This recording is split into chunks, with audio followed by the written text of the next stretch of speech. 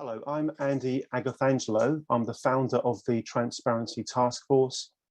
The Transparency Task Force is a certified social enterprise. That means we exist to make an impact and not to make a profit. I created the Transparency Task Force back in 2015 because, having spent years and years of my career working inside the financial industry, I came to the simple conclusion that it really does have some very significant issues, whilst of course it is profoundly important to the well-being of society, to economic stability and to political stability as well. The harsh reality is that the financial sector does have what I politely refer to as a predisposition to misbehave. Or putting it another way, if the financial sector has a chance to make money at other people's expense, the history tells us that it actually will tend to do that. And that's why, ladies and gentlemen, there have been so many failures, so many regulatory failures, so many catastrophic regulatory failures, arguably so many chronic and catastrophic regulatory failures. We have a financial regulatory framework that really is not functioning as it was intended to. We have a regulatory framework that basically is failing to look after consumers' interests. And that kind of issue, that kind of topic is very much at the heart of the Transparency Task Force and our mission.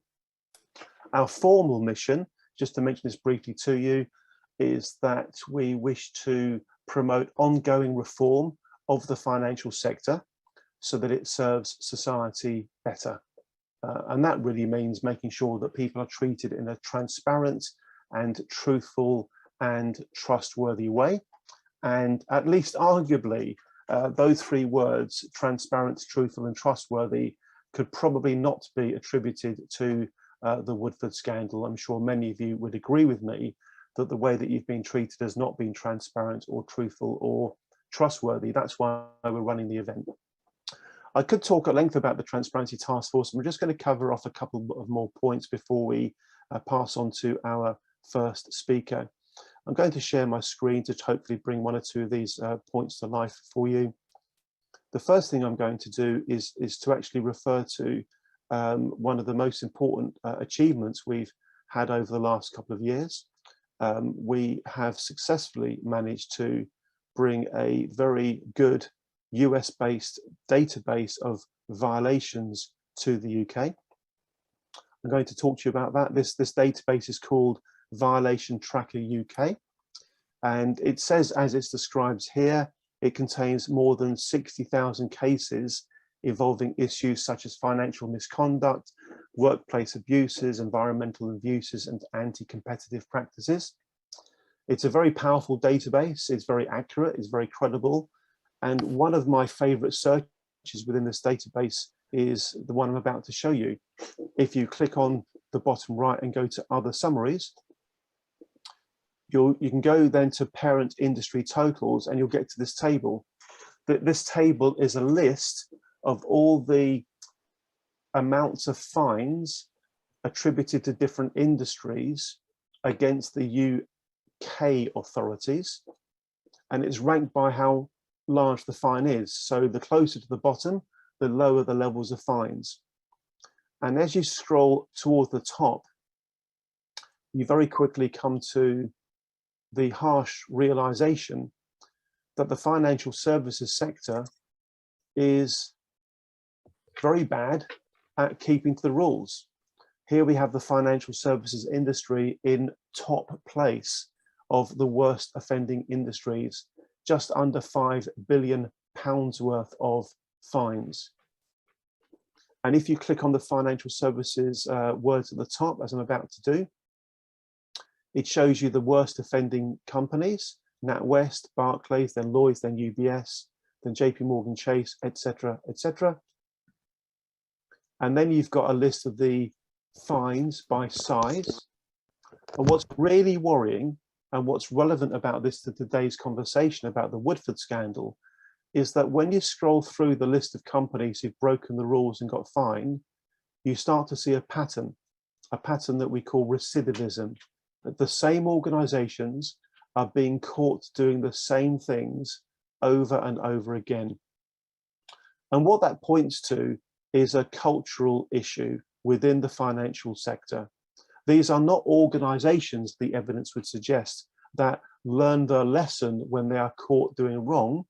On the contrary, it would appear as though they see being fined for doing bad things as a cost of doing business. There really would appear to be some significant cultural problems within the financial sector. And of course, it's very easy for me to argue, ladies and gentlemen, that if the purpose of our regulatory framework is to help ensure good market conduct, then the data I'm showing you, and bear in mind there are so many pages of this stuff as I'm flicking through now, that the data that I'm showing you really would suggest very, very strongly that the regulatory framework in the UK is failing to do one of its most important things. It has a statutory objective to help ensure consumers receive an appropriate level of protection. And this data, this hard evidence I'm showing you right now, really does point to the idea that there is something horrifically wrong with the regulatory framework in terms of its ability to protect consumers. So that's one point I'd like to show you. And by the way, the Transparency Task Force was quite involved in helping to bring Violation Tracker to the UK. I'll put a link to that in the chat shortly. The second thing I'm going to show you is, I think, equally important. We have a parliamentary democracy, thank goodness for that. And we also have APPGs, all-party parliamentary groups. This is where parliamentarians choose to work together, cross-party, on important issues. And what you're looking at right now, ladies and gentlemen, is the all-party parliamentary group on personal banking and fairer financial services. This is an APPG, but my organisation, the Transparency Task Force, is very proud to be the secretariat for. We have lots of volunteers within our community. I must ask, by the way, that if any of you have got more than 1 hour a month that you can spare to volunteer for the cause of helping to fix the financial sector, then please do step forward. We are desperate for more volunteers to help the work that we do. We're desperate for more subscribers.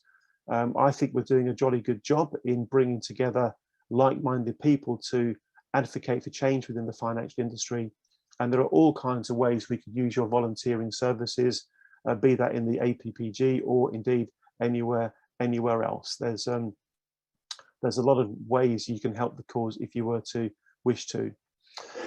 Another reason for talking to you about the all-party parliamentary group on personal banking and fairer financial services is that last year the APPG commenced a very important exercise, an exercise that has never ever been done before.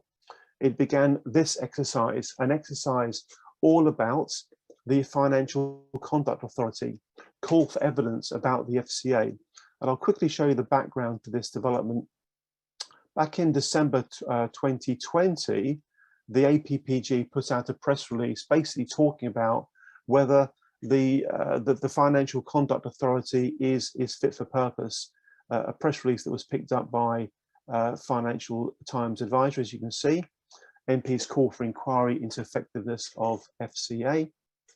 And it was also picked up by Money Marketing. Again, I'll show you that clip as well. The headline in Money Marketing, as you can see, says, MP's call for debate on making Financial Conduct Authority fit for purpose. So this question around the regulatory framework, the levels of infringements in the financial sector, whether the regulators are doing their job properly to protect consumers from harm, these are all exactly the kinds of issues that the Transparency Task Force is very, very, very focused on. In terms of today's event, as you know, there has been much talk about the Woodford Scandal. There's been many pages written about the Woodford Scandal as well. It really is a scandal that centres around a rock star fund manager's fall from grace, a scandal that has led to life-changing financial losses for many, many people. Most of you are here today because you have lost out as a result of the Woodford Scandal. And in some cases, we know that the losses have literally been life-changing in their severity and their seriousness. A scandal that frankly has shocked and rocked the investment world, and indeed the regulatory framework that is supposed to govern it. Our objective today, folks, is to try to deal with 4 questions as best as we can. First of all, what happened? That's obviously a very good question. Secondly, who's to blame for what happened? We think that's a really important point, because unless you have accountability in the system, that the system will never function successfully. You know, accountability cures, a phrase I use from time to time, accountability cures. Unless we actually know which organizations and indeed which individuals within those organizations got things wrong, we will not really have the chance to prevent these sorts of things from happening again. The third question is, how might the thousands of victims get the justice and the compensation they deserve?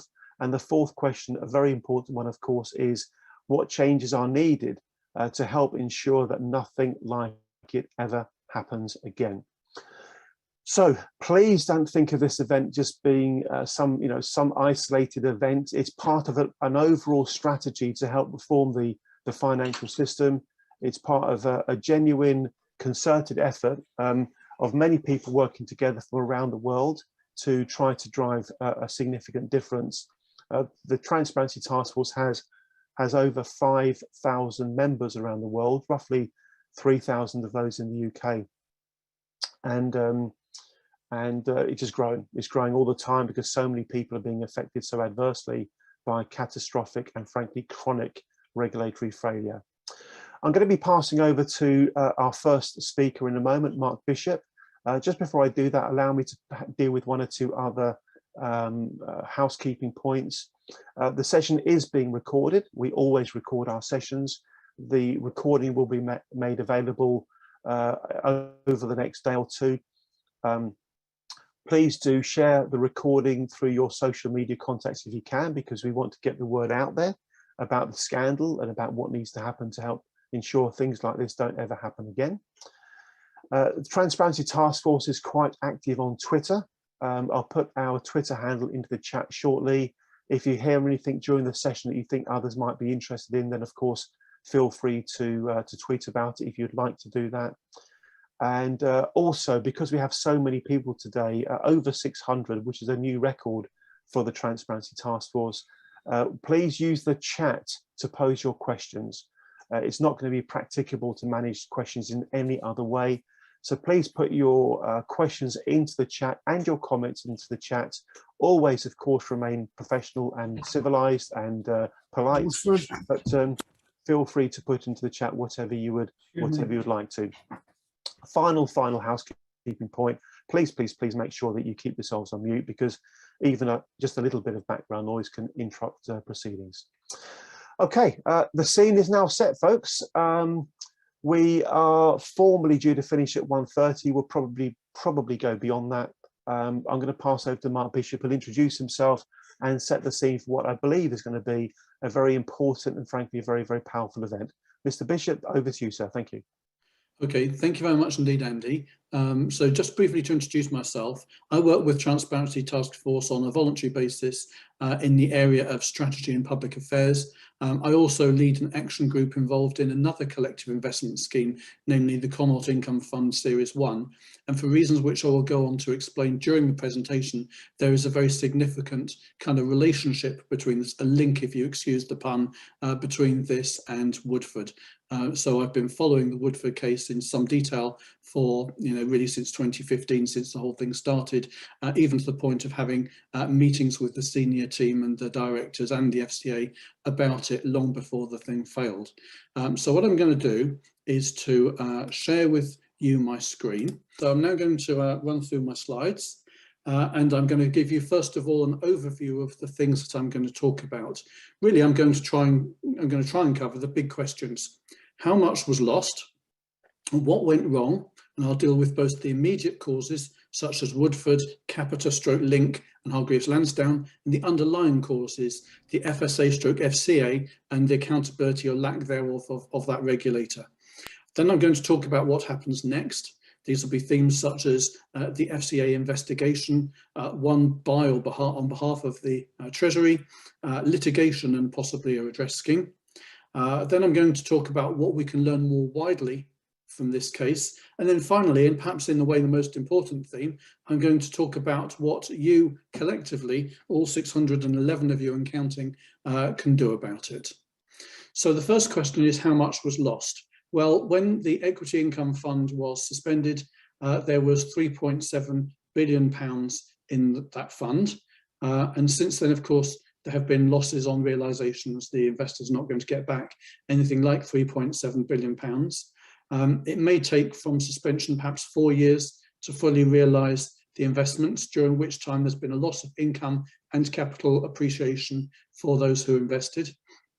But of course, it's important to remember that those who are in the fund on suspension are not its only victims, not even close. There had been already a fall of almost 50% in value since the peak price of that fund. And those who were in therefore earlier on and realised that the fund was underperforming and got out, those people also have suffered loss. There is also, of course, the Woodford Patient Capital Trust. People very rarely talk about whether those people were mistreated, and if so, what kind of claims they might have. There was also the Woodford Income Focus Fund, although kind of perversely that one actually came close to being competently run. So it's arguable whether or not there are losses there. But overall, I'm going to say, that there's probably about £5 billion worth of losses here, and therefore this is by some margin the biggest failure of a collective investment scheme in living memory in UK financial services. Okay, so as to what went wrong, I'm going to deal first with the immediate causes. And of course, you can't get more immediate than Woodford Investment Management Limited, a company run by Neil Woodford and Craig Newman. And the main problem with that product, although it's not the only one, was what's euphemistically called style drift.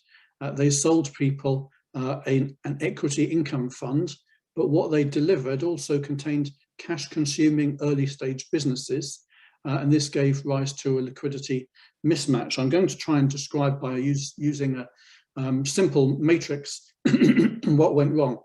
There are many ways that you could kind of categorize the universe of shares in which a fund could invest, but I'm going to do it by two ways. The first, if you look at the horizontal axis, is what's called liquidity profile, which is just kind of a fund manager speak for how easily can you sell this thing if you have to.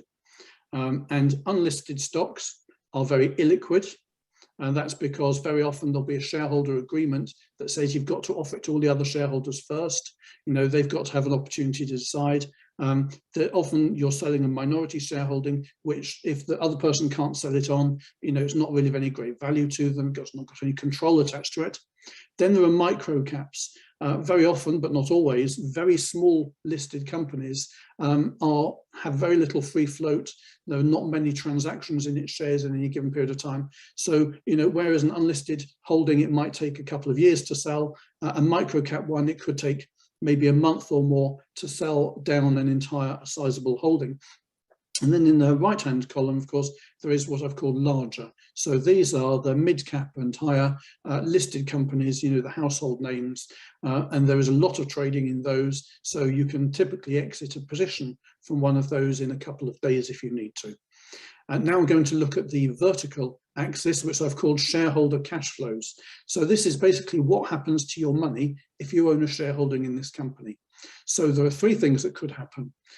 It could be negative. It could be that if you're a shareholder in this company, you understand that this business is an early stage business, it's not yet in profit, and therefore you're expected to subscribe for more shares from time to time. Or you could have a neutral business. This business is growing, but it's growing from its own cash flows. It doesn't need any further funding from the shareholders, but it's not paying any dividends. And then at the top, you've got positive. These companies are throwing off cash, large dividends being paid to their shareholders. Now, I've mapped onto that the type of investment products that really should be investing in these types of firms. So top right, you've got open-ended equity income fund. So basically the Woodford equity income fund.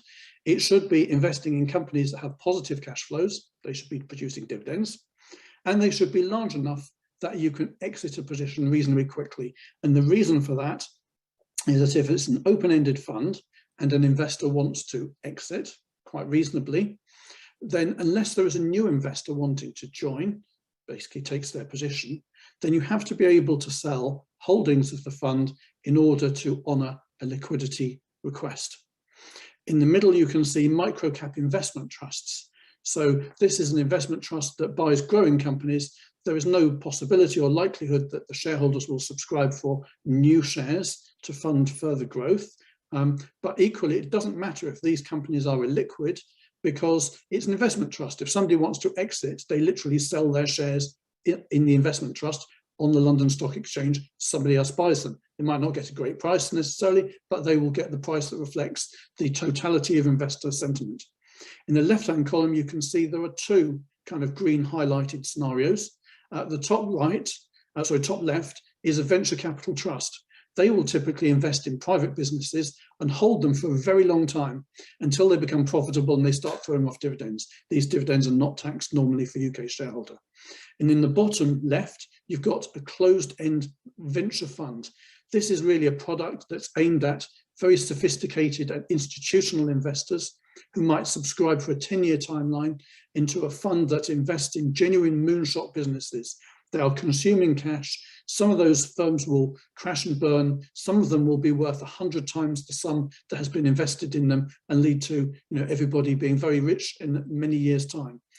So these are closed end because there's not an expectation that people can get out. And certainly they will not get out by selling their investment to a fellow shareholder. Now, the Woodford Equity Income Fund, which should really have been in this top right quadrant, in fact, was a mix of the three things within the orange kind of oval, largely an oval, that I've shown on this diagram. It did have some very big cap, dividend payers, but it also had some small stocks, smaller listed stocks that didn't pay dividends. And it had a load of very early stage moonshot businesses that required further subscriptions of cash from their shareholders and were not liquid, could not easily be sold. And this created a number of problems, which I will kind of show with this arrow. So you can see there's an arrow that starts in the top right and ends in the bottom left. So I'll describe to you kind of where it all went horribly wrong. And I'll also kind of, in a way to defend Woodford, I'll kind of explain what I think he was trying to do. So the problem with big dividend payers is that, they're not hugely reinvesting money in growth. So if you're a fund manager and you have a fund that contains these products, in terms of capital growth, it's not going to do amazingly. But of course, Woodford wants to be at the top of the table.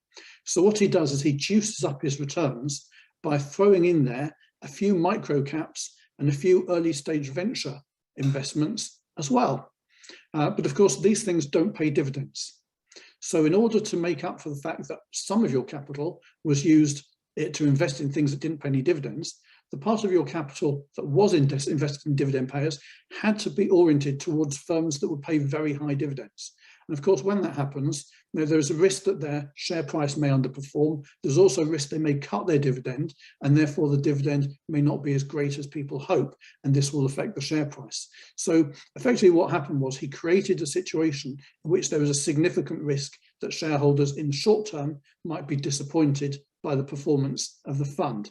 And of course, when they're disappointed, they want to exit. And if the performance of the fund isn't great, there may not be a queue of people wanting to take their place. So the way in which he was able to honour those requests for redemptions was to start selling the stuff in the top right corner. So the stuff that pays really big dividends and is very liquid. And the more you do that, actually, the more your fund becomes dominated by things that don't pay a dividend. So your dividend falls, and that's not great for income investors, they'll leave. And also you become dominated by things that are illiquid. So you've got all these illiquid holdings, and you've got more and more people knocking on the door wanting liquidity. So you can see that really from the very outset, mistakes that were made, a little bit of hubris and aiming too high is what created the mess that eventuated. So that is kind of how it all, in a way, was going wrong from the very outset. So I'm now going to talk about some of the other problems that there were that made this possible. There was a lack of governance, and there weren't the constraints on Woodford that there ought to have been. You know, there is an argument that says that actually he was quite a good fund manager when he was at Invesco, perhaps so, but actually there was a whole ecosystem around him making sure that everything was as it should be. And who knows how many things he might have tried to do, but was prevented from doing by those checks and balances. There were, for example, you will not believe this, there were actually no non-executive directors at Woodford Investment Management registered with Companies House. There were some in the mind of the FCA, and I'll come to that a little bit later. And the compliance people, well, there was a constant churn of those people, and we might speculate about why they left so often and so soon. There were breaches of the liquidity and gearing limits. I've described to you effectively using that matrix how it was inevitable pretty much that they would get to a breach of the liquidity limit, but the breach of the gearing limit wasn't great either. You know, of course, you borrow X at the beginning of the process, and then the value of the funds falls, your denominator falls, and before you know where you are, without having borrowed any more money, you're in breach of the gearing limit as well. Also, I have to say this is going beyond the question of competence or a lack of it into the area of ethics and so on. But there were a number of connected party transactions. When Woodford left Invesco and he was trying to set up his own business, a friend of his by the name of Peter Dubens, D-U-B-E-N-S, helped him. He gave him the use of free offices in Mayfair, beautiful building, I've actually been in it, and various other forms of back office support. Now, you'd have to ask the question, by this point, Woodford is a multi-millionaire. Does he really need free office space? He could pay for it himself, but he accepted free office space. And sure enough, as soon as the fund launched, it became a reliable backer of ventures created by Peter Dubens. For example, Time Out, the attempt to turn, you know, a dated listings magazine into a digital product, consuming huge amounts of cash, and a series of kind of street markets, you know, open food markets in places like Lisbon. He also had a mate called Anton Bilton, who is, I think, the husband of somebody called Lisa B, who I'm told is some kind of popular musical act. And this kind of brought him some kind of connection with celebrity. And he invested in a number of Bilton's vehicles as well, including a network of warehouses in Russia and a house builder in Spain. And of course, these things were not also perhaps the things that you would typically find in a UK equity income fund. There were also huge numbers of transactions that were linked to the directors and shadow directors. So the directors of the Patient Capital Trust and the shadow directors, these people who were directors in the mind of the FCA, but were not directors at Companies House of Woodford Investment Management. Some of these people, their companies directly received investment from one of these Woodford vehicles.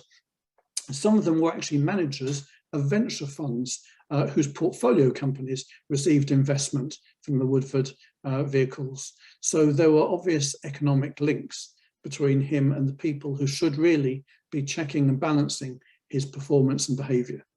But perhaps in a way the most egregious one is that he did a deal with Capita Financial Managers Limited, part of the financial services arm of Capita PLC, to provide the what's called the authorised corporate director service for the fund.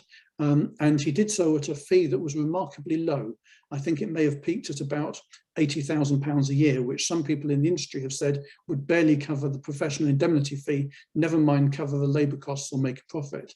And coincidentally, or perhaps not coincidentally, it also happens that the fund became a notifiable shareholder in Capita PLC. There was also, as many of you know, a point at which a deal was done between the Equity Income Fund and a Woodford Patient Capital Trust, whereby the trust purchased a number of the illiquid shareholdings that were held in the fund, and in return, the fund bought a significant shareholding in the Patient Capital Trust. It bought those shares, I think there were new shares, at the full net asset value of the trust, whereas the trust was trading at a discount to net asset value of about 20% at the time. I was in conversation with the leadership team at Woodford Investment Management at the time, and I said, they shouldn't do this. partly because it was wrong to be buying at higher than market price, but also because if the idea was to get rid of these illiquid holdings and instead have indirectly holdings in early stage businesses via, an investment trust, there are many better investment trusts than the Woodford Pension Capital Trust. You could have a little bit in Allianz Technology Trust, a little bit in, Scottish Mortgage, things like that. But no, he decided to go with his own business, never mind the conflict of interest. The next kind of immediate cause is Capita Financial Managers Limited, who I've described as the authorised corporate director. It's now known as Link Fund Solutions, changed its name, I think, in 2018, when it was sold to an Australian parent. This firm has a fiduciary duty to the investors in the fund to put first their interests, but it notably failed to restrain Woodford or indeed replace him, which it had the actual right, the contractual right to do. In reality, the whole system of ACDs is broken because the fund manager appoints the ACD, albeit that the fiction is that it's actually the other way around. And then, of course, there's Hargreaves Lansdown, which I see has been mentioned in the chat. Many people who invested did so because it was on the best buy list. Now, there is a legal question about the status of that best buy list, and I'm not a lawyer, so I don't want to kind of opine on that, except to say that I think that, it may turn out to be a challenging case, but I hope that the victims are successful. I'm now going to deal with the underlying causes of what happened to the investors' money, and those have to do with the regulator. Initially, it was the Financial Services Authority from March 2002, and then from April of 2012, it became the Financial Conduct Authority, but it's actually really the same limited company, mostly the same people in the same building. So there are many areas in which they can be called to account for the kind of clusterfuck, frankly, of Woodford. The first is that they knew that Neil Woodford was a wrongman from what he did at Invesco. He was guilty of style drift, to put it euphemistically, there as well. Eventually they spotted it and they dealt with it in the sense that the shareholders, of course, and not the guilty parties, were fined for his conduct, but he wasn't fined and he certainly wasn't banned. So the guy was still, in the world's eyes, a hero fund manager, despite having departed very substantially from the type of investment that people had thought that they had bought into on his watch. When he left Invesco to set up on his own, the regulator helpfully accelerated the authorization of Woodford Investment Management by its own confession, did it faster than it normally would do in order to help him. Isn't that nice of them? It also authorised Craig Newman to be the managing director of this firm, despite the fact that Invesco, where he'd worked alongside Woodford, had actually terminated his employment for gross misconduct. Basically, he'd been stealing customer data. Absolutely remarkable that they felt he was a fit and proper person to be in charge of client monies after that. They also, as I've hinted at before, they authorised a number of people in their minds to be non-executive directors of Woodford Investment Management, clearly people who provide absolutely essential checks and balances. And they gave them the CF3 authorisation. You can find them on the FCA register even now, that says that they are non-executive directors of Woodford. What they didn't do is actually check on Companies House to see if those people had become directors of Woodford Investment Management. Funnily enough, none of them ever did. Could it be that those people either knew or suspected that the whole thing was going to go belly up, and they didn't want the legal risks and liabilities that come with being directors? Well, we can speculate here, but either way, it's pretty basic. Similarly, if you look at the list of directors on the Patient Capital Trust, those people were very obviously conflicted, and it seems remarkable that this was not seen as a cause for concern by the regulator. It failed to identify, prevent, or penalise connected party transactions. Perhaps the biggest problem, as far as I'm concerned, is it failed to protect consumers from Capita Financial Managers Limited, which is now Link Fund Solutions. So if you were to look on the FCA's register for that firm, you will first find a disciplinary notice, final notice it's called, in respect of a firm called Arch Crew. And this was a collective investment scheme in which people lost, I think, around £100 million. The second one, which is a particular one close to my heart, is Connaught Investment Management Limited, where you can see that investors lost a little over £100 million. And despite both of those failures, the firm has never paid a fine, never had its permissions varied, never had any of its directors banned from performing roles in financial services. And actually, it gets worse than that. You know, the allegation made by a number of people within Woodford Investment Management is that they made a number of attempts to use other firms as the authorised corporate director, and these were effectively overruled by the FCA, which said, no, we want you to use Capita Financial Managers Limited. Now, we might speculate about why that is. I have got no evidence, but I would certainly like to know why, because there is no doubt that by the time that Woodford had left Invesco and was setting up WIM, Woodford Investment Management, the FCA knew 100% what was involved in the regulatory failures in both Archcrew and Connaught cases, not least because I was telling them in the Connaught case. And another strange coincidence, there are many of them in this case, is that a member of the FCA's complex events team that investigated the collapse of Connaught, a gentleman by the name of Chris Martin, later became the compliance manager at Woodford Investment Management Limited. What are the odds of that happening, eh? And wouldn't you think that if perhaps 20 people on the entire planet knew the full truth about Capita's role in the Connaught scandal, that one of those would turn up at Woodford, where actually the same regulator recommended that that firm be used as the authorised corporate director? It is very strange.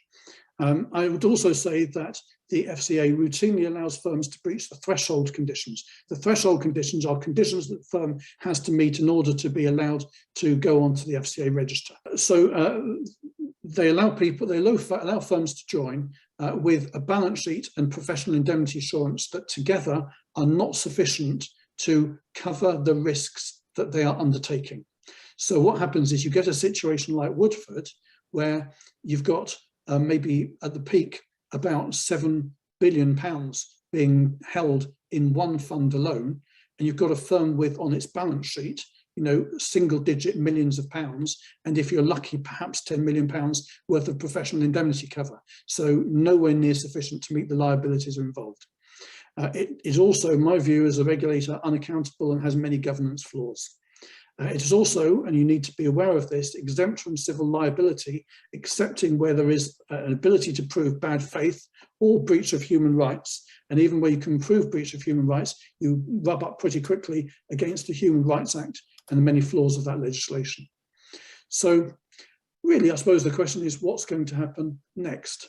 At the moment, we are waiting for the FCA to publish its investigation into the authorised persons and firms that have been involved with this fund.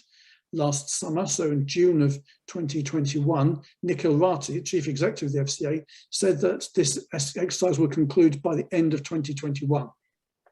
Inevitably, with the FCA, there is a process of maximalisation whereby the parties mentioned have the right to read what's been said about them and comment about it, make representations to have it watered down. That might take a year or two based on previous experience, but I'm sure the FCA will drag it out as long as they can. Very crucially, key witnesses have not been interviewed, and I include myself in this. So why do I include myself as a key witness? Well, what actually happened was when Woodford set up shop, I saw that he'd invested a large amount of money in Capita, and I also saw that Capita Financial Managers was the authorised corporate director. Knowing what I did about Archcrew and Connaught, I knew that that firm was unfit to be performing that function. And I saw that they had, to give Woodford his credit, a website that had total transparency about the shareholdings and blogged frequently, and you could put comments underneath the blogs. So I started putting things under blogs, saying things like, you shouldn't have Capita providing your authorised corporate director if you're also a shareholder, and you shouldn't have them anyway, given what happened with Archcrew and Connaught. And they kept deleting these comments. And then I saw them investing in really wacky things. For example, they invested in a fund, in a scheme or product led by an Italian fraudster that claimed that he could solve the problem of nuclear fusion. Now, for his product to work, everything that's been written about nuclear fusion since the 1950s would have to be wrong. So clearly the thing was a scam. And after a while, I started saying, look, you keep deleting my comments, but they keep being proven right. Why don't you invite me up there and let's talk about how we can fix the problem? And after a while they did that, and I went up there and actually met Craig Newman and one of the supposed non-executive directors, and I offered to help them fix it. I said, here's what you need to do. And they spent about a year stalling me and not doing anything, and eventually I kind of gave up. But I have extensive evidence of meetings, emails going both ways, presentations I wrote them describing the problems, you know, all of this stuff, even comments from websites where I've done screen grabs going back to 2015, all of that exists. And when the thing was suspended, I emailed Mark Stewart, the FCA's enforcement director, saying, I've got all this evidence. I hope there's going to be an investigation. You know, I've got all this, let me know if you want me to be interviewed. And sure enough, they've never asked me. I've offered a couple of times since. No. So is this really an investigation, or is it just the FCA and these authorised firms agreeing a line to take? We shall see. There is a high probability that when this review by the regulator of the authorised firms is finished, there will be a review of the regulator's performance in this, ordered by Her Majesty's Treasury. But of course, the problem with that is under the legislation that exists, it's the FCA that gets to control that. They'll choose the reviewer, they will set the terms of reference, they will set the protocols, they will have maximalisation rights. So that thing will not necessarily be the full truth. And certainly there are cases such as, you know, Connaught and the interest rate hedging product reviews, where you can look at the reviews and you can say what's written in there is true, but it's not the full truth. The other problem, of course, is that the FCA has every reason to want to delay the independent or external review into their own behaviour, and they know that it's unlikely to be commissioned until they publish their review of the firm's behaviour. So that's created a big incentive for them to drag out the publication of that exercise. Now I'm going to move on to litigation. I absolutely stress I'm not a lawyer, and we will soon be hearing from a lawyer from the eminent firm Lee Day. So I'm not going to kind of get involved in offering any kind of opinions about a matter that I am not qualified to do, but I'll just highlight some of the options that people say exist. The first is that there's litigation possible against Woodford Investment Management. Yes, I'm sure they did a bad job, but they've got no money to speak of, and there is a question mark about whether they owe a duty of care to the investors in the product. There could also be litigation against Hargreaves Lansdown. Of course, that only applies to some clients, the ones who saw the best buy advice. The case may be better or weaker depending on when they invested and what the firm knew or should have known about the fund at the time. And of course, they're only a contributory factor. You know, they may have genuinely believed that this was a good fund. Difficult to say that towards the end. Difficult to say it at the beginning when there was no track record. Who knows?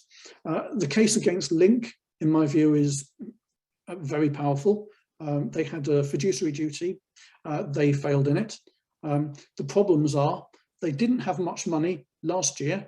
The probability they've got even less money now because their Australian parent has just been bought by a private equity-backed Canadian firm in an all-debt deal. So there's going to be a lot of leverage and very little cash in that structure. I don't think they're going to have the ability to pay out any significant sum of money. In the capital days, they were allowed to self-insure, and who knows, that might have been allowed now as well. So there may not even be any insurance.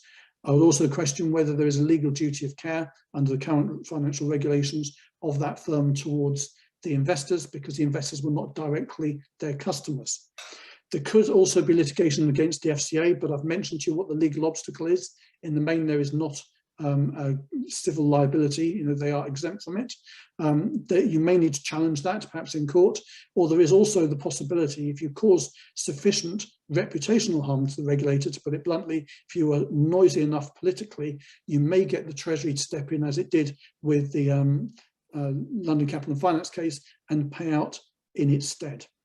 And that might lead to the question about some kind of redress scheme.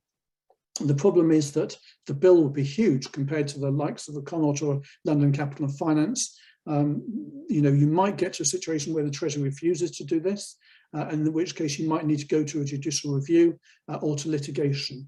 There is also a bit of history here you should be aware of, and if you Google London Capital and Finance and FCA, you will find it, and that is that there is a complaints commissioner in financial services regulation who believes that the FCA should pay compensation to consumers when the regulator's failures are a cause of investors or clients' losses, and the regulator has an opposing view, and that matter may need to go to judicial review. And if you want to go to judicial review, you've got to do it soon. You've got 3 months from when the decision was announced. There is also a big problem, the elephant in the room, if you like, which is, so far as I'm aware, there is no identifiable action group that acts on behalf of the Woodford investors. You know, they are distributed amongst many different organisations. Many of them are just private citizens, and also very early on, the lawyers got in there and started trying to kind of scrape names and addresses and so on. So I don't know how you will organise yourselves unless something changes. Okay, so what can we learn from this case? Firstly, about Woodford, I personally think that the Treasury should pay up. What happened because the Treasury allowed complacent, conflicted and captured regulation to fail to protect these investors. It must be total redress, 100% of the capital loss, plus income, plus consequential losses. Will litigation funders take a slice of that? You know, one thing I will say, if people are thinking of signing up to litigation, is be sure that they will take a slice only of the money that they obtain from going after the parties that they've said they will litigate against. If you get money because of the Financial Services Compensation Scheme or the Treasury, you know, or the FCA, I think that those things should go 100% to you, because they haven't litigated against those parties. And at the moment, they're not proposing to, as far as I'm aware. Some individuals and firms clearly must be banned. Woodford Investment Management and its principals, Link as well. Surely, after 3 times, that firm cannot be allowed to continue to trade in financial services. And the directors and shadow directors of Woodford Patient Capital Trust and Woodford Investment Management. At the FCA, of course, there is a need for a privately actionable duty of care, so that you can go after firms like Link and Woodford Investment Management with a higher chance of success. There must be also open-ended funds that should be changed so that they are not allowed to hold liquid assets. Those of you with long memories will remember, after the global financial crisis, there was a problem with these funds that held little micro-cap firms, and the view was that these firms might not be able to roll over bank debt because of the bank problems, and therefore people wanted to exit these micro-cap funds, and they were gated for 6 months or more. You might remember, after the vote for Brexit, there was a view that this might affect the value of commercial property in London, for example, and so funds that held those sorts of assets were gated for a period of time. And then, blow me down, the same thing happened with COVID. We had exactly the same problem. You know, what's going to happen to London property and also to retail property? It's all going to drop in value. Everybody wants to exit, so the funds get gated. We've got to deal with the underlying problem, which is that you should not be allowed to hold illiquid assets in an open-ended fund. Valuation rules for illiquid assets must change. So you remember when I was talking about those bottom left products, you know, the small firms that are consuming cash and at a very early stage, and they've got a small number of private shareholders. Those types of companies, how are they valued? Because you don't see frequent share trades happening on the London Stock Exchange the way you'd value, for example, you know, an Aviva or something like that. Well, the way that they were valued was they're worth whatever the price was paid at the last investment round, unless there's a good reason to think otherwise. But if all of the investors at each investment round are the same investors as were in it before, they've got an incentive to agree increasingly ridiculously high valuations, because the higher the valuation, the better it looks like they're performing. They can say, oh, look at this firm we invested in 6 months ago. It's worth 3 times the price today. Aren't we clever? But actually, no external shareholder has come in to validate that valuation. So that needs to change. The FCA generally is spectacularly incapable of protecting consumers. At Transparency Task Force, we see, you know, literally dozens of cases of very significant regulatory failure and often of capture. It's heavily conflicted. It can't investigate firms or review its own performance in cases where it has failed in the past. It's incapable of improvement because it can't admit past failings. Its governance must be made consumer-centric. Currently, it's kind of run by the Treasury and the City. Finally, it must be civilly liable to consumers over historic and new cases. And certainly, I think, you may reach the view that if the only way that Woodford investors are going to get paid back is if they can prove that the FCA has failed them, then really, effectively, you've got to join us in campaigning for that organisation to be made liable for its failings. So what can you do about it, you being investors, private investors in particularly the Woodford Equity Income Fund? Well, the first thing is, I think really you urgently need an action group. If there's one already and I haven't heard of it, I apologise. But if there isn't one, I think, for heaven's sake, there's 600 of you on this call, please create one. I think you need a mix of people who are early retired, who've got time to give, are very valuable. Try and find some of those. People who have specialist skills, for example, legal or financial services compliance and media, journalism, those people, journalism and PR, those people are really useful to you. You've got a big investor base, a huge number of people invested in this product, I think 300,000, so it should be achievable. And your job is very much to hold the FCA to account for the final notices against the firms. That's its verdicts on the firms. They mustn't be whitewashes. For the review, which must be independent. And also look out for the FCA's line. When it's dealing with both the firms and itself, it will try and say, these people were foolish, not bad, but you've actually got to try and prove they were bad, not foolish. Of course, works closely with Transparency Task Force. Early on in the chat, somebody asked, how can we join and how can we donate? Well, for heaven's sake, please do join. And if you can afford to, please donate. In terms of membership, we have a pay what you can scheme. If you can really only pay £1 a month, please pay £1 a month. If you can pay the full rate of £40 a month, please pay it. If you do that, actually, it's not just about your membership. It enables us to allow other people in dire financial straits to join paying only £1 a month. So that's why it's important to pay what you can, not the minimum. We have, as Andy has said, we have this call for evidence about the FCA. Some of you will have had dealings with the FCA about this fund. If you have, and if you have got problems, or even if you had a good experience, you've got a story to tell, please consider giving evidence to the call for evidence. Officially, it closed on the 28th of March, but I'm sure if you wanted to put something in the next week or two, we would be able to deal with it. There is also this APPG on personal banking and fairer financial services, which Andy has told us about. That is a really useful vehicle for bringing matters to the attention of politicians. And we have a group called Regulators Watch, whose role is specifically to keep an eye on what the regulators are up to. As far as the FCA is concerned, please keep pressure on for the final notices. They should be out sooner rather than later. Please try to find and work with whistleblowers. Very often in financial services, when something goes horribly wrong, we find out after the event that there were whistleblowers and they were ignored by the firms and by the regulator. It wouldn't surprise me at all if within Woodford there were whistleblowers. Certainly there was a very rapid turnover of people in compliance, which might tend to point to that. Within Link, there may have been some as well. And finally, the Financial Conduct Authority. In our call for evidence, we have found that actually a significant proportion of the people who work there are both honest and capable. And some of those people actually may have been touching this case at some point and may have been uncomfortable with how the regulators' management taught them or told them to treat the matter. So, and finally, please challenge the FCA on the choice of reviewer, the terms of reference, the protocols and so on of this independent review. Okay, so I think that's me done. I don't know if we're going to questions or next presenter. Thank you very much indeed, Mark. What we're going to do, Mark, is we're going to invite you, you're going to be working very hard today, invite you after you finish your session to glance through the chat, pick out the questions you wish to respond to and respond to them if you can in the chat.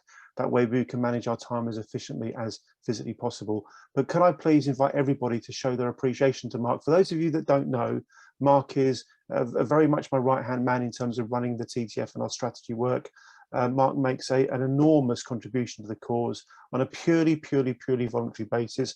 It will have taken Mark hours and hours to prepare that presentation, I know, and you can see by the effectiveness of it how crystal clear and frankly how compelling it is. Can we please all show our appreciation to Mr. Mark Bishop? Please join me in doing so. Thank you very much indeed.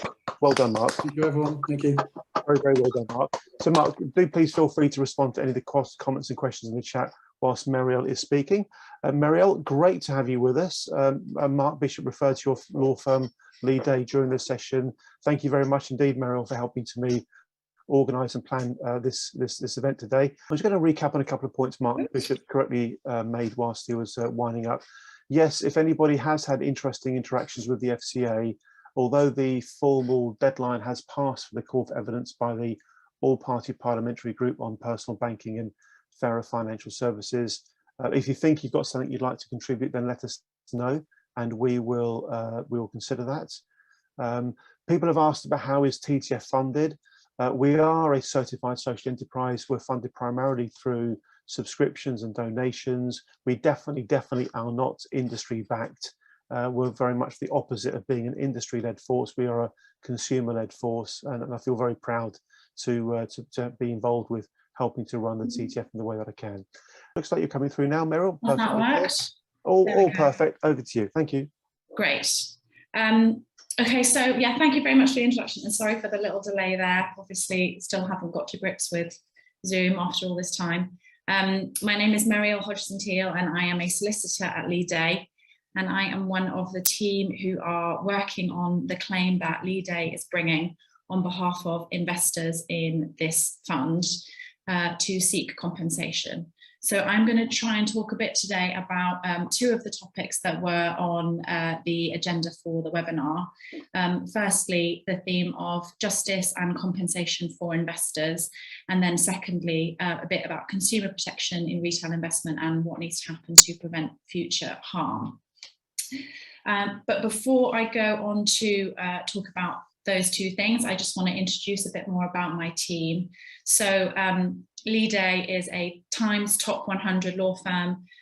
We are ranked Tier 1 in product liability and consumer law, and we are known for acting for individuals on cases like this against big corporates. So we act for the David and Goliath type litigation. And we're currently acting for, just to give a bit of a sample of our work, we're currently acting for thousands of vehicle owners on emissions claims relating to the Dieselgate scandal. We act for Uber drivers seeking their employment rights. We're acting for supermarket workers claiming equal pay. And we're bringing a number of corporate accountability claims, for instance, against Shell, Anglo-American, British American Tobacco, and other large corporations to hold them to account. And there's a bit about the team that we are working with on the case as well, both the partners at Lee Day and our barristers who we are working with. So onto the question of how might the thousands of people who invested in this fund who have lost out significant amounts get the justice and compensation they deserve. There's three, and Mark has already touched on this a bit, but there's three things to think about here, which I've listed on the slide, and I'm going to try today to summarize each of those and assess those as options. So first of all, the FCA's investigation. Just to explain a bit about what an FCA investigation involves and what happens when the FCA decides to investigate something that's happened like this, the steps that it takes are when it considers that there may have been some kind of harm or wrong by a body that it authorises and it regulates. It starts with an investigation and it gathers evidence and looks into what's happened. And then it makes a decision as to whether to take enforcement action. And once it's made that decision, it puts its decision to the parties concerned. And at that stage, those parties have the option to challenge that, to appeal. And that whole process is highly confidential. And what that, in effect, and it also can take quite a long time. So it's quite a long, slow, drawn out process. And for anyone on the outside, it is quite opaque. And in particular for investors in a situation like this one with the fund, for investors who have lost out, there is, it's difficult to sort of understand or have any view as to what is going on. So in this case, the fund was suspended at the beginning of June 2019, and then very quickly the FCA did launch its investigation. So within about 2 weeks, it launched the investigation. However, we are almost 3 years on, and there's very little information publicly known about the nature of its investigation or where it has got to. As Mark said, there was an update at the end of last year saying that they are concluding the investigation. But we don't know at this stage whether the investigation is focused on Neil Woodford or Woodford Investment Management, as the asset manager, whether they're looking at Link Fund Solutions as the authorised corporate director and the body that was responsible for ensuring that this fund stayed within the rules, or whether they're looking at other entities such as Hargreaves Lansdown, which did play quite a prominent role in promoting the fund and had it on its best buy lists. So we're a bit in the dark beyond this general update from the FCA at the end of last year.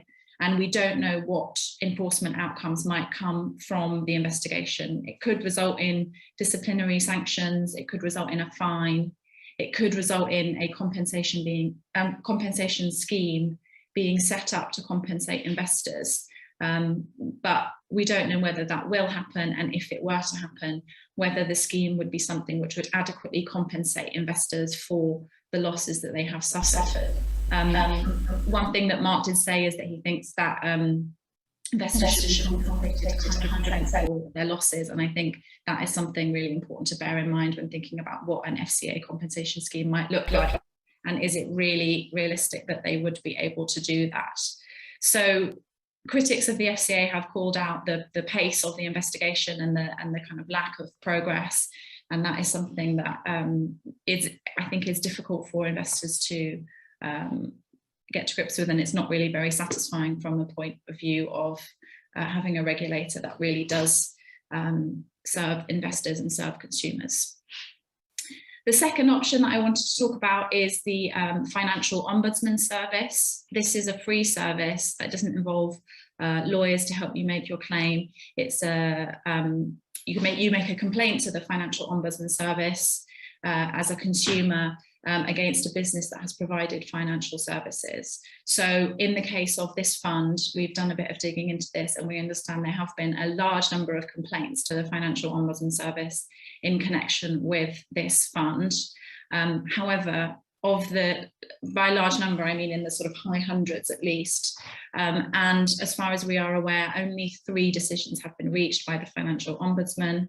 And all of those were complaints made against an independent financial advisor who had advised someone to go into the fund, rather than against Woodford or Link or Hargreaves or the parties that were managing the fund.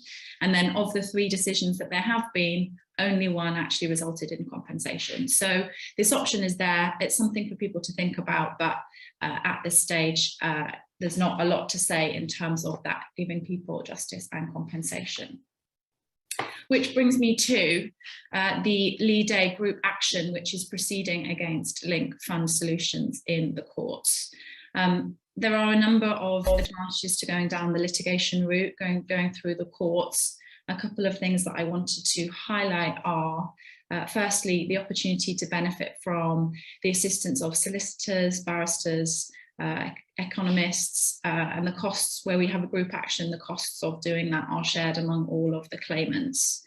And a second advantage just to highlight is that through the court procedure, there are certain tools at our disposal which can be helpful in getting constructive or getting closer to compensation. And one in particular is the disclosure rules in litigation. We would hope to be able to get access to documents which help prove our case through the court disclosure procedure. So to explain a bit about the claim that Lead is bringing, we're bringing a claim on behalf of direct investors in the fund who had their money trapped when the fund was suspended. So who are essentially people who are still shareholders and haven't been able to sell their shares. The claim is against the fund's authorised corporate director, Link Fund Solutions, and that is because that was the entity which was responsible for ensuring that the fund stayed within the rules and was properly managed.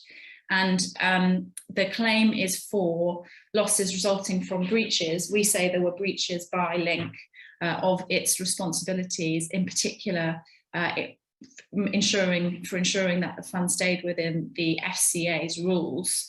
And there is a particular provision in statute which sets out very clearly the duty that Link had and the route to compensation for investors. So this says the contravention by an authorised person, and here Link is the authorised person we're talking about, of a rule made by the FCA, so that means the rules about how these funds are managed, is actionable at the suit of a private person who suffers loss as a result of that contravention. So essentially, if investors in the fund, if we can establish that Link breached its obligations, and if that caused individuals loss, those individuals have a very clear route through the courts to get compensation. Now I'm going to talk, I don't propose to go over this in a lot of detail because the rules for these kind of funds are quite complicated. There is a lot there, but there are a few things in the rules that apply to these kind of funds which I wanted to go over, and that's where we think Link has fallen short on these. So we do think we have a strong case that Link has fallen short on some of its obligations in the performance of its duties. We're particularly concerned about the spread of risk within the fund. So just building on what Mark was saying about how the fund was composed and what was held within it, the fund was concentrated in risky, difficult to value, speculative and illiquid investments. And it's those kind of early stage companies that don't yet have a proven track record, that aren't generating, significant dividends, compared to other funds of this time, which are investing in a much higher proportion of sort of blue chip, well-established companies. That is a particular concern, and that's something that Link should have been addressing. And then the second concern, and this is related, is liquidity. And again, exactly as Mark was saying, the structure of this fund meant that investors should be able to get their money out. It had daily dealing, so you should on any day be able to go and say, I want to redeem my investment and take my money out.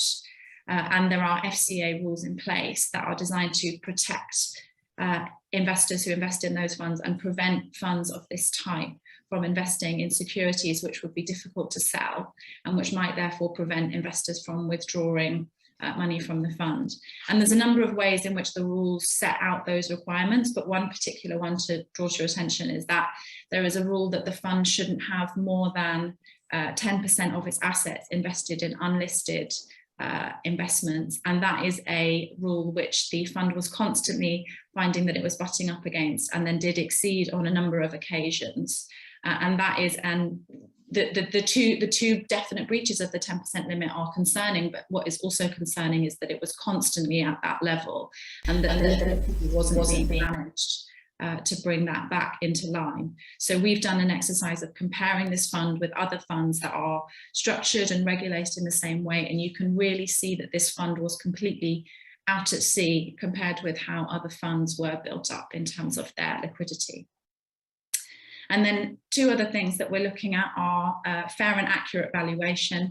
So the FCA rules say that there has to be a fair and accurate valuation of assets within the fund, and we're looking at whether that was really happening. And then we're also looking at the Link's responsibility for monitoring Neil Woodford. So Link technically appointed Woodford Investment Management to do the asset management function, and then it had a responsibility for monitoring the performance of that role. And given everything that went wrong, it does appear that Link wasn't really managing to do that very well at all. The key question, I'm sure, for a lot of you who were invested is what kind of compensation could you get through a court claim? So the legal basis for the claim will be trying to put individuals in the position that they would be in if the fund had been properly managed. So whereas at the moment you say you invested £1,000 and you've had 600 of that back, but you've got a shortfall of 400, we would be looking to put people in the position that they would have been if the fund had been well managed and had been generating returns on the investment instead of losing money. And it will be quite a complicated, or is a complicated question of what exactly that will look like. It will be hard fought in the litigation, and it will be something for experts to comment on, financial and economics experts. But just as an indicator, Woodford himself benchmarked the fund against the FTSE All Share Index. And over the life of the fund, that index, if you sort of tracked that, you would be getting a return of 29%. So that is something quite stark in comparison with the position that investors are in now. I wanted to share a timeline of where the proceedings have got to date. I'm not going to go over all of these points in detail, but just the key thing is that we have issued court proceedings. We had extensive pre-action correspondence, which is where we set out the allegations to Link, and they have denied that they have done anything wrong. So we've gone to court now, and court proceedings were issued in September. The court timetable is now ticking. And I did see one question about, you know, what's been happening since September. There is given the situation that we are in, which is that there are a number of different law firms looking at bringing claims against Link. We have been trying to coordinate and cooperate with those other firms so that we can proceed as a unified front. We think the strength in numbers, we think it makes sense to work together so that we don't duplicate work, so that we do things efficiently, so that we save on costs. So there has been some sort of behind the scenes discussions, and we hope that in the coming weeks there will be some sort of update for everybody on where those discussions have got to, and we will be pressing ahead with speed from now on. I also wanted to just explain a little bit about our terms on which we act for individuals. So Leaday has got the backing of a commercial litigation funder for this litigation, which means that a funder pays some of our fees as the litigation progresses, and pays the necessary costs of the litigation as we progress. And then at the end of the litigation, if there is a successful outcome, the funder will be paid that money back, and then it will also be entitled to a return on their investment. And because we have that funding in place, that means that we're able to offer our clients a no-win, no-fee agreement. So as the claim progresses, you don't have to pay anything, and your contribution to the cost of the claim comes out of a deduction from any compensation that you are awarded. But that deduction is capped at 30% of any damages you receive. So say, for instance, you have a claim of, you are awarded compensation, or in a settlement you get compensation of £10,000, £7,000 of that goes straight to you, and then £3,000 of that can be used to pay for the cost of the litigation. And if there is anything, if that's more than enough to pay, then some more will be returned to you again, but there is a cap of 30%. And the other thing just to flag is that with the cost, the funder has also paid for upfront for an insurance policy to protect our clients in the event that the claim is unsuccessful. So it's a principle of litigation in the courts in England that loser pays winner's costs. So if the claim is unsuccessful, Link would be claiming from the claimants its cost of defending the action, but we have an insurance policy in place that will, in the event that we are unsuccessful, that will kick in, and it will mean that our clients are insulated, and it is a genuine no-win, no fee. If the claim is unsuccessful, you don't have to pay. So I hope that's a helpful quick summary of where the litigation has got to, and what our options are there. If anybody has any questions about that, you can take a look on our website. We've got some helpful FAQs. We've got a number of blogs and articles where the team have sort of discussed things that are going on. And also, please do get in touch. You can email us either with your questions or requesting for someone in the team to give you a call. And I'll put those up again at the end. But the next point that I wanted to talk about, and I've talked for a bit of time already, so I will try and keep it not too long, is some thoughts about what changes might be needed to help ensure that nothing like this happens again. And this is quite a big question and difficult question. And I think in order to address this, you first need to take a step back and think, right, what caused this? And I'm only sort of building here on what Mark's been saying. He's dealt with a lot of this in really excellent detail and really very helpfully. But I think there's two things to think about as we see it. The first is, were the rules that were in place at the time enough to ensure that this shouldn't have happened in terms of the collapse of this fund? Or do we need to make changes to the laws, regulations and rules that were in place for these kind of investments? And then as a second question, thinking about whether the rules that were in place were properly enforced, and this is where the role of the regulator is really key. So in terms of what were the rules and whether they were enough, I've already mentioned in a bit of detail the rules that were in place for these kinds of funds for collective investments of this kind. So they need to have a prudent spread of risk, they need to have appropriate levels of liquidity.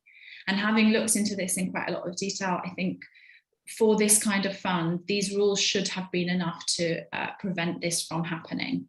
Link was, in our view, clearly breaching these rules, and if it hadn't been breaching that, then this wouldn't have happened. And if the rules had been complied with, we wouldn't be here. So the rules on their own hopefully should be enough, if complied with, to prevent this from happening. However, that doesn't mean that there couldn't be some improvement in the rules, there couldn't be better guidance, and I think this needs to be a sort of evolving conversation and constant effort to improve our regulation. One thing that I wanted to note was, not that long after the fund suspension, in November 2019, the FCA did actually write to fund managers to highlight that effective liquidity management is a central responsibility of fund managers, and open-ended funds like this need to have assets available that can be liquidated sufficiently quickly to meet redemption requests. So the FCA was really highlighting to fund managers the responsibilities that were already in place and making sure that they were aware of those, conscious of those, and complying with those. In terms of, I think the bigger question and the more pertinent question for us is whether the rules were being properly enforced, and this is where it's really there's a lot that you could say in terms of what the FCA was doing and what more it could have done. As I've said, we do think that Link was clearly breaching the rules. And the FCA actually did have the fund under enhanced monitoring for over a year before the fund was suspended. And I think that is quite revealing in itself, in that this is an instance where the FCA really could and should have done more. It knew what was going on. It knew the players involved, as Mark said. They all had a track record, and there really could have been better protections put in place, and the FCA could have done more. And this is one of several scandals relating to investments which were open to retail investors, where the FCA has been criticised for being slow to act. And the examples that I was going to mention here are ones that Mark's mentioned. So London Capital and Finance, Connaught Income Fund. There is a common theme of products being inappropriately sold to consumers and the regulator not doing enough to protect those consumers. I should say here that the FCA is sort of learning from its mistakes to a degree. It acknowledges that it needs to do more.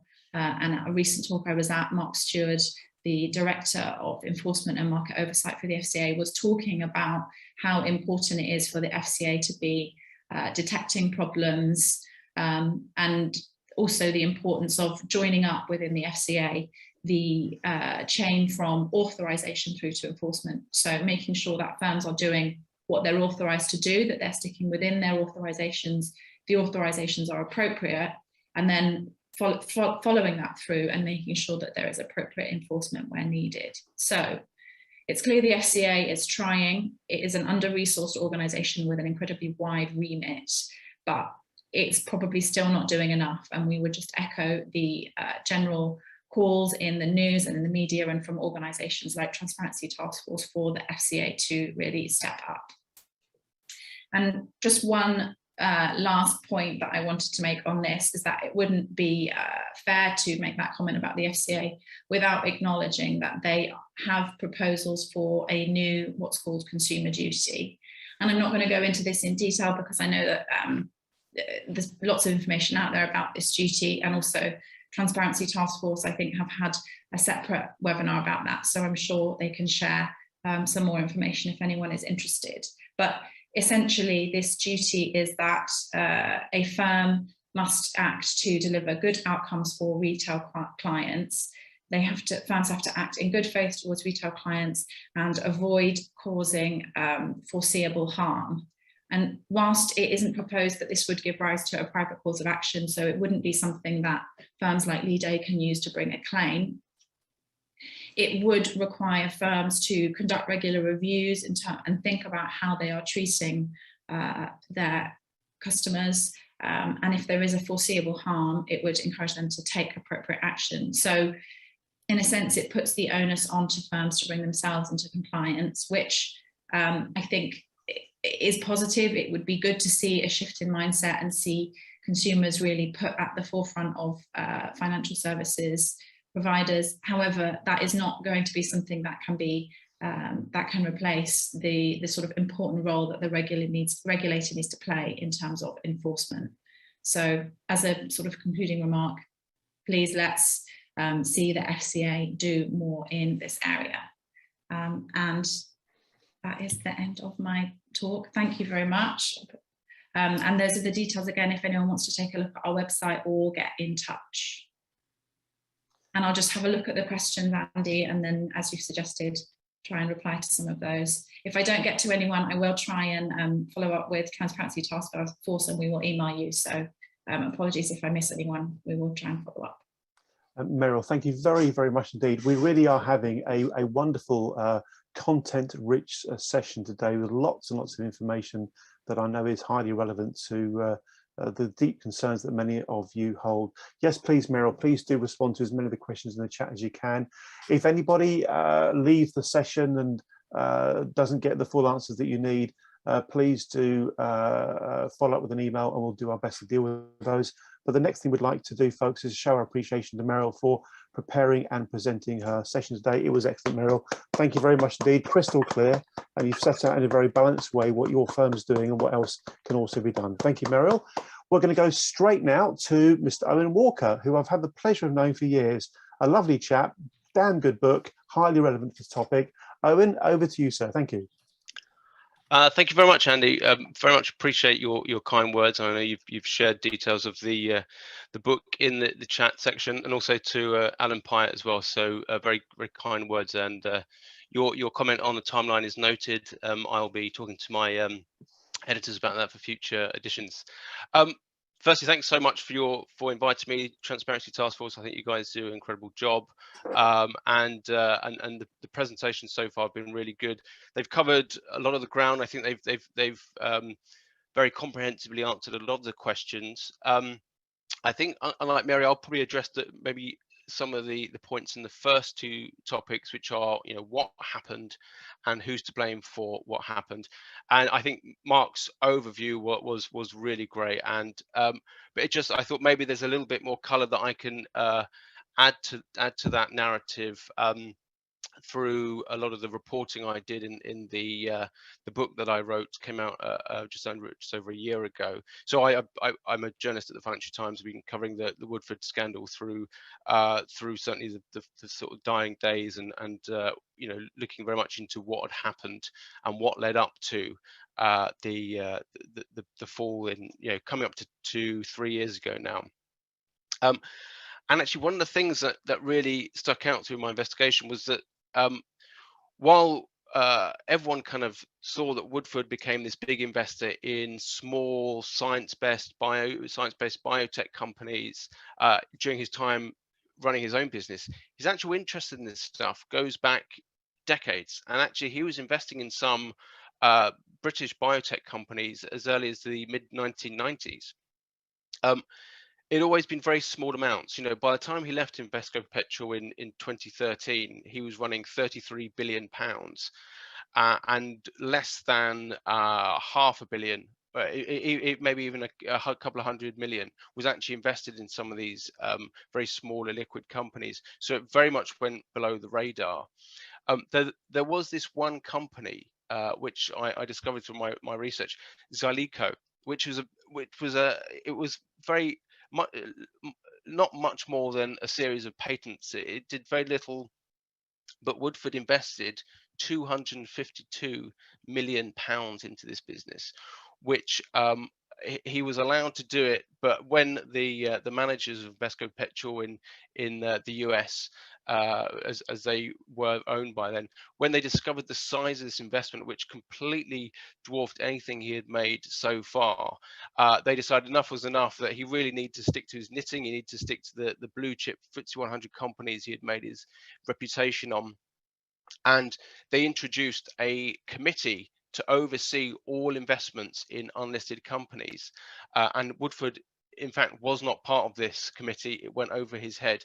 And for you know, the superstar rock star fund manager that he was, this was for him very much a final straw. He had been falling out with the managers, Invesco Perpetual, for a number of years, and this for him was something that he felt was going too far, and that actually started getting him thinking that he wanted to move out of this quite structured system where there were checks and balances, there were people keeping an eye on the investments he made, keeping a check on these things, doing due diligence. And actually he wanted less restraint, and he wanted to go off on his own, and he wanted to pursue this interest he had for these science-based companies, which led to him leaving Invesco Perpetual at the end of 2013 and setting his own business up in 2014.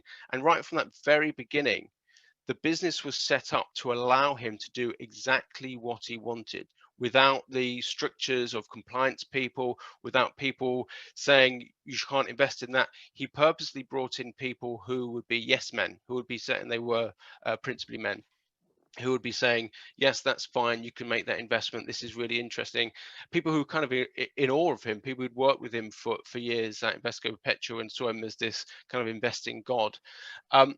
And so that was very much the way the business was set up. And Mark was talking about the speed with which it gained regulatory license. The FCA should have known at that point full well who was involved in this business, who was around him providing checks and balances. And actually, when it launched, there were 4 individuals who launched it, 4 founders. Yet within the first year, 2 of those founders had gone. They had run, they had fallen out with Woodford and Craig Newman spectacularly that year. They were much more compliance focused. They'd spotted a lot of these early investments that Woodford was making in these small science-based companies, which again was kind of still going over the radar because of the amount of money that was coming in. And they were falling out and saying, you know, you shouldn't be doing this. There should be more due diligence going on. We shouldn't just be ticking a box to every investment that gets presented to us.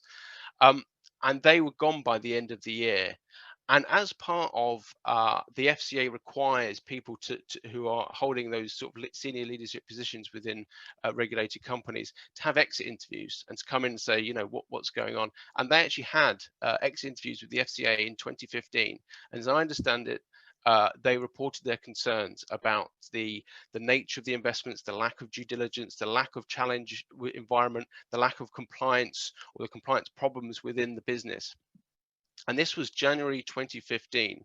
Now, this is just under 4 years, just over 4 years before the fund collapsed. And it wasn't for another couple of years before the FCA even became aware of some of the problems that were going on within Woodford.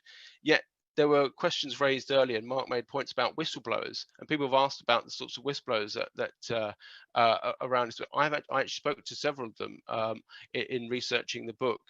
You know, as a journalist, I'm unable to share my sources, but these were people who did report their concerns to the FCA, and also in my investigation, I was really interested about how it could be that the FCA had all these reports, all these whistles that were blown in their direction, specific allegations. Mark's provide example. He was somebody who made allegations and made claims against some of the flaws within Woodford. How did this, or how was it ignored, or was it deliberately borrowed away somewhere and put on a shelf and not investigated?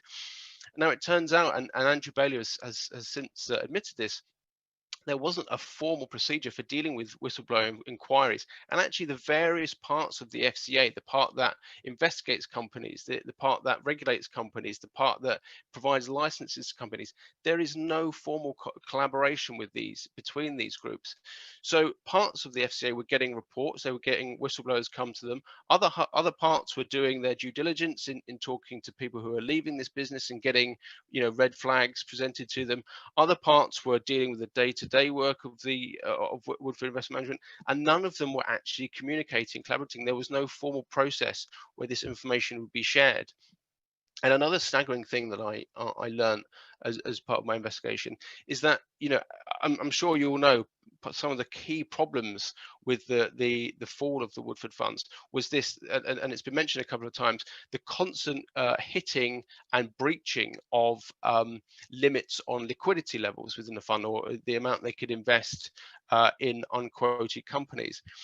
Now, the FCA has no formal register, no database of times when this happens. So Woodford was continuing to do it. He was doing it month after month throughout 2017, 2018, and certainly all the way up to the way to when his funds were suspended. Yet no one in the FCA was monitoring this and keeping a check on this. And they weren't even doing this not just for Woodford funds, but other funds in general. And we've heard about some of the other examples around the property funds that were suspended post Brexit vote and also post COVID. There's nobody within the FCA keeping a track on this and seeing if there's a systemic problem within the industry, if there are certain funds this is happening to more. It's done very much on a case by case basis. Again, it really shows the flaws within the FCA that are allowing these problems within companies that they regulate to kind of go to carry on and very little oversight of. Mark had mentioned the decisions bringing together Capita as was then and now has become Link and Woodford, and it's just a staggering situation. And again, I spoke to a lot of people who were sort of present when those conversations were going on. Now, when Woodford set the business up, he had in fact, Craig Newman, his business partner, had nominated another authorized corporate director, but because Woodford himself had just been put through the ringer at the FCA over the fund failures at Invesco Perpetual, and at the very same time as we've been hearing about Link or Capita, as was then, had been investigated over Connaught, over Arch Crew funds. The regulator mistakenly, and it turned out to be a horrific mistake, thought that these two entities should be pushed together because they'd both been through this whole problem, investigations, and that they'll both be really primed to not wanting to breach rules again. And if anything, they would be pushing each other up and keeping each other within the rules. What happened was the reverse of that. Woodford wanted more flexibility. He was much more willing to push the rules and push the boundaries. And Link's main problem, as I've had it described to me, people who know the authorized corporate director industry much more than I do, they're a box ticking organization who basically did what they were told to do by this highly powerful fund manager who paid their fees every month, even though, as Mark said, were actually quite low fees. They didn't have the resources to really challenge. They didn't really have the inclination to. For them, this was kind of money for old rope. They had the forms coming in each month. They provided the administrative support. They provided some of the communication details to investors. They provided what they're required to do to the FCA and nothing more. They didn't challenge the investments that Woodford was making, even though he was regularly breaching and going above these regulatory limits. So what you're seeing at Link is really, if you know anything about that authorized fund management world, it was the completely wrong entity with the way they run themselves and the way their approach to businesses and their resources to partner with Woodford, who had this very kind of swashbuckling approach to staying within the rules and regulations. He really wanted to push those boundaries and to experiment, to see what he could do, and that was very much seen in some of the other things that he did later on when that liquidity issue really started to bite. Now, one of the other areas that I think is a big topic for today, and I wanted to talk about, was the issue of transparency. You are the Transparency Task Force, and I think Mark mentioned it earlier. Woodford gained a lot of praise when he launched, because when the business launched, Woodford Investment Management, they made a big deal about how transparent they were going to be. It was the whole portfolio would be available, not just the top 10 holdings, which is what they were required to do, everything that the fund was invested in. So what they invested in, all these small companies, these illiquid companies, it was always there. Every month they put out a new list of their holdings, and it was there for people to see and to scrutinize. And that's what they would always come back to when they were criticized. We've always put this information out there. It's up to the investors to have a look at this and make sure they're comfortable with this. So that was their excuse for kind of, you know, as Mark said, you know, swaying away in their investment approach. Now, that transparency really did come to an end once the problems started to hit. Now, in the run-up to their to the fund's implosion in 3 years ago, they started reducing how much information they provided in the portfolio.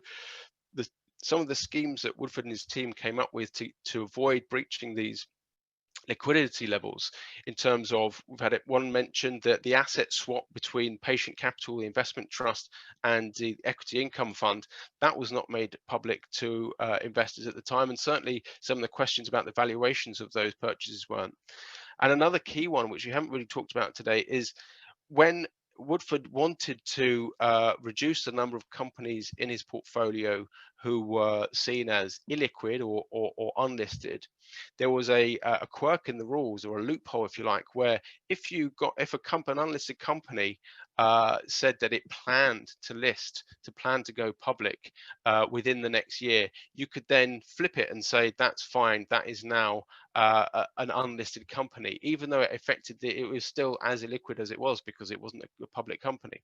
So he managed to get a handful of these small companies to say that they plan to list on the Guernsey Stock Exchange in a year's time, and through some of these deals, some of these announcements, it enabled a lot of these, or a handful of these companies, to move from the unlisted illiquid bucket into the liquid, you know, publicly listed bucket, and that enabled him to stay below these lines, these breach lines, for a good 18 months.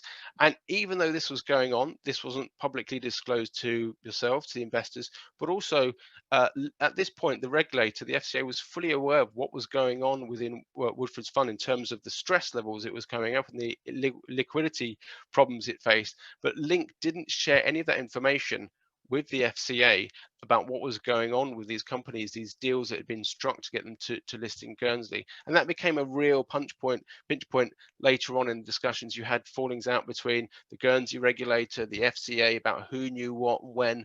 And I'm sure this is something that Lee Day are looking at in terms of Link's roles, how much information should have been shared about some of these very interesting and complex deals, which were solely designed so that the fund would stay below its level. And then I know we're a little bit over time, but I'd just like to maybe end on one point, which is, you know, who is to blame for this? And you know, clearly a lot of focus on Woodford. This very seminar is called the Woodford Scandal. We have the lawsuits are now much more focused on Link, but as I see it, they are all part of a long chain of failure. And if each link in that chain, if you again excuse the pun, if each part of that chain, if any parts of those chain had been acting the way it should have been, and holding each other to account and looking for investors' interests, putting them first, this situation wouldn't have happened. It would have been prevented a long time ago. So first you start with Woodford, the fund manager.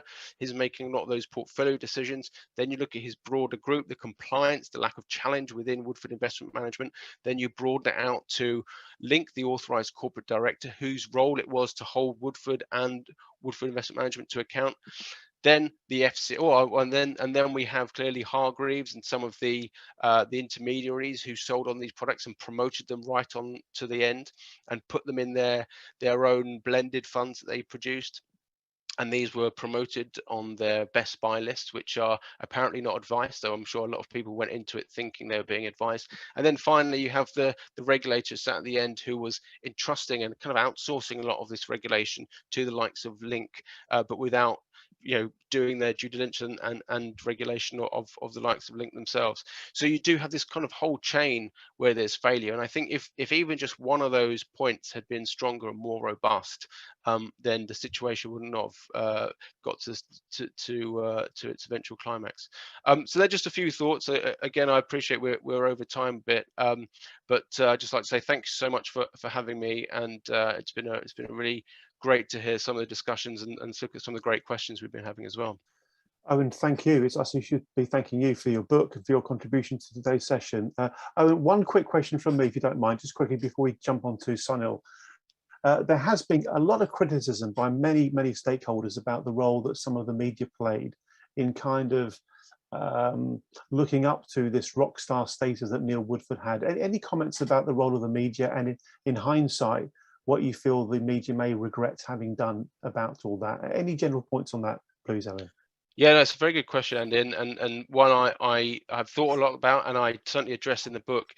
The media certainly has a role in Woodford. The rise of Woodford, 2.5 decades, 25 years, Invesco Perpetual became this rock star fund manager. And I think if you look at what happened, how that happened, how so many financial advisors and investors were drawn to him, a lot of that was because of his image in the media. Now, us as financial journalists, we did a lot in numbers, but it's to tell a story, it's really great to have a personality in there. And he kind of really fit that. He had a kind of a rock star lifestyle. He drove around in fast sports cars, in these big houses. He was someone who was very blunt, he was very forthright with his opinions, and so he made great copy. So people would be thinking, well, let's interview Woodford, let's do this story, and it would be read. And so you kind of had this circular where he became more prominent in the press. People wanted to read about him more. They invested in his funds. They read about him more. And then as we've got into the online more, that generates more clicks, and therefore there's more interest in interview him, and it's sort of perpetual cycle. Now, so undoubtedly the media played a role in his elevation, his rise. When he set up his own business, this was a crazy time for interest in Woodford.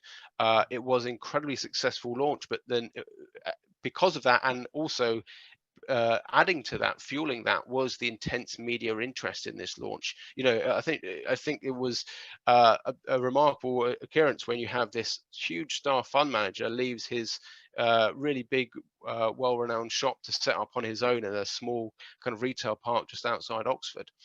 So undoubtedly the media played a role there, and then also I would argue in precipitating the downfall as well, because from about 2017 onwards his portfolio was really suffering, and any fund with any holding within that portfolio, any company, if it had an earnings release that was particularly bad, or it had an earnings statement, or there was any kind of fall in the stock market, that would often be reported as Woodford backed XYZ company, especially from the smaller ones, and that might add more publicity to some of these companies in the way they're doing. And that's actually certainly how Woodford has seen some of the media interest. I think he forgets how much he benefited from the media's on his rise, but very much remembers what helped undo him. And I think there's some sort of blame that he would push in the media's direction. So the media play a big role in this, but thanks for asking the question, Andy. That's great to get your views on that, and also to know that it's a piece that was actually covered in your book. Owen, thanks again. I'm sure that everybody's going to be very, very keen to join me in thanking you for your contribution, for your book, and your insights you've been able to share today. Thank you very much indeed, Owen. Thank you very, very much. Thank you. We're now going to jump to Mr. Sunil Chadha. For those of you that don't know Sunil, he's a very, very active member of the TTF community. He's been remarkably persistent and forceful in terms of trying to get transparency on costs and charges and investments, and he knows a thing or two about the Woodford Scandal and Hargreaves Lansdown's take on it, etc., etc. So Sunil, over to you, sir, and thank you very much for being part of today's event, Sunil. Thank you. That's all right. Thank you, Andy. Hello, everybody. Firstly, I have some conflicts which I have to make quite clear.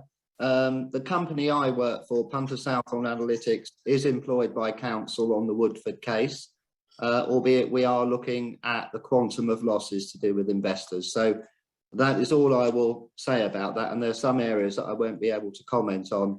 I'm also an ambassador of the TTF, and I'm a secretariat member for the APPG. on personal banking and fairer financial services. I produced a number of blogs in the last few weeks all about this type of stuff, retail inequality, I call it. But I would like to mention a couple of things that I think are important.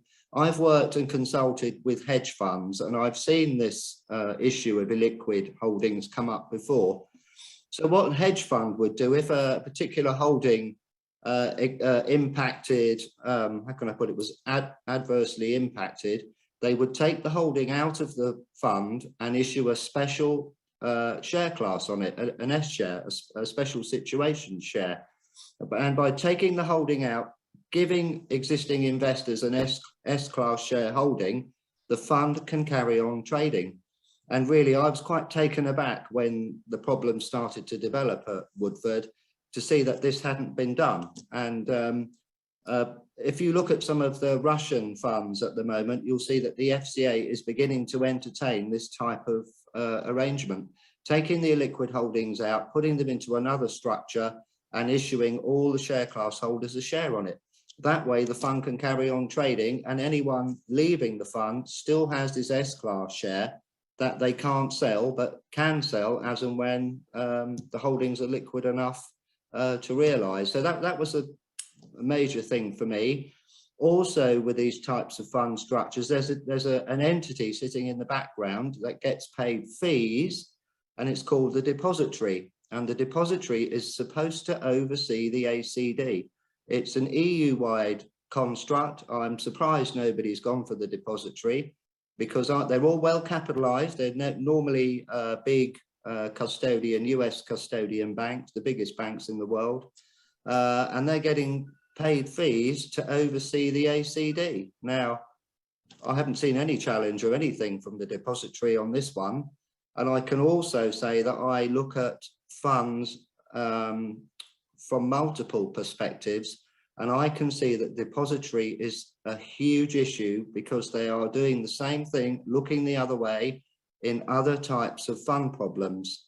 So really the depository is sitting there, they're being paid to do something and they aren't doing it. So that's what I would say. I'd like to add another couple of points on governance and fund governance, because in my opinion, this is going to happen again. We have this authorised corporate director model in the London market and across the EU. And if you look at UK domicile funds, the ACD has gone from nowhere to now managing and running over 70% of UK domicile funds.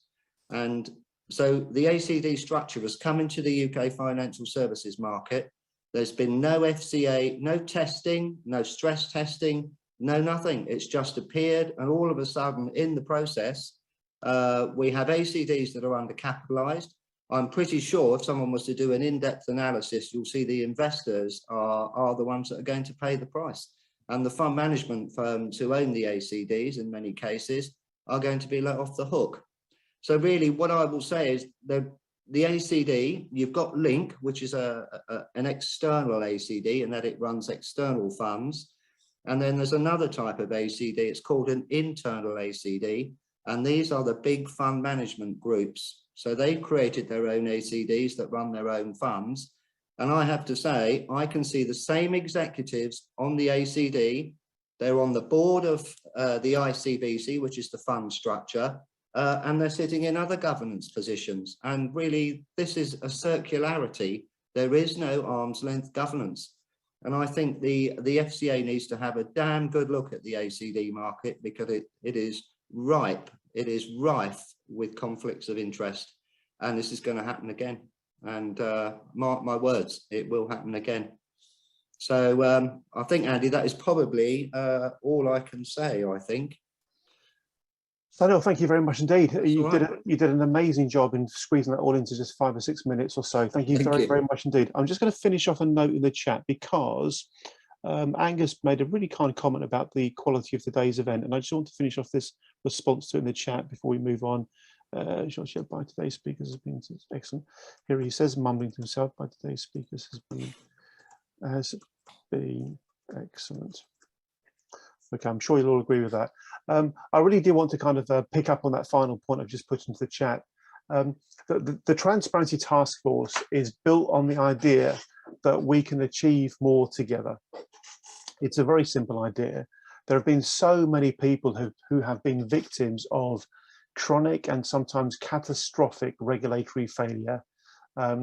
You might have seen in the chat earlier today, I put a note linking to the slides we used at an event we ran in January. The event was all about the Transparency Task Force's plans and priorities for 2022. And I'll briefly explain that over the last 6 years or so, our attitude towards the regulatory framework has really changed. In all honesty, quite naively looking back, when I created the TTF in 2015, I really thought that the regulators were a big part of the solutions to the problems that I could see in the financial industry.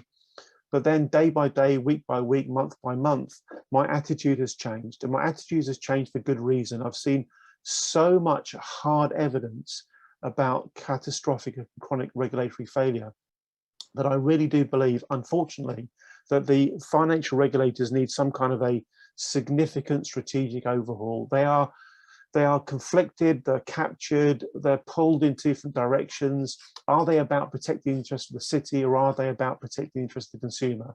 I believe you can do one or the other brilliantly, but trying to do both just creates this inherent conflict, and it expresses itself in so many ways. Why is it that the FCA has been so quiet on the Woodford investigation? You know, why is it being so quiet? Why is it taking so long? All I do know is it's pretty damn obvious that if individually we are quite weak and insignificant, the best strategy is to find ways of joining up, linking up, excuse the pun, and making ourselves more powerful. You know, we can be like ants. You know, ants individually are insignificant. Collectively, they can cause a lot of damage when they want to. And the only damage we want to cause is the damage that's necessary to create reform, meaningful, purposeful, progressive, significant reform at the financial regulators. Otherwise, you know, my kids in years to come are going to be at the risk of financial failure, regulatory failure. So will yours, so will your grandkids. We have to bite the bullet, make the painful decisions now, make the change happen that needs to change, not back down from that, because if we don't, the pattern of recidivist behavior by the industry will just be perpetuated, and frankly the pattern of weak and flawed regulation will just continue as well. So let's stick together. That's our basic message. Individually we're weak, collectively we could be quite potent. Let's find ways of working together and trying to make a difference. I am extremely grateful to the wonderful insights and experience that's been shared today by our speakers, by Mark, by Meryl, by Owen, and by Sunil. Thank you all very much indeed, not just from me, but I'm sure from all of the other attendees today. Can we please once again collectively show our appreciation to all of the speakers today? And can I also take a brief moment to thank my team. Until today, the most we've ever had at one of our events is about 140 or so. So well done to Cara and Tina and Chelsea and Jess and all the other members of my team who somehow managed to help us to cope today. It's been a great event, and I'm pretty sure we'll run another one in about 3, 4, 5, 6 months time if you guys and girls wanted to do so. We'll wrap it up there. Thank you very much. Over and out. Cheers guys. Bye bye. Thank you very much indeed.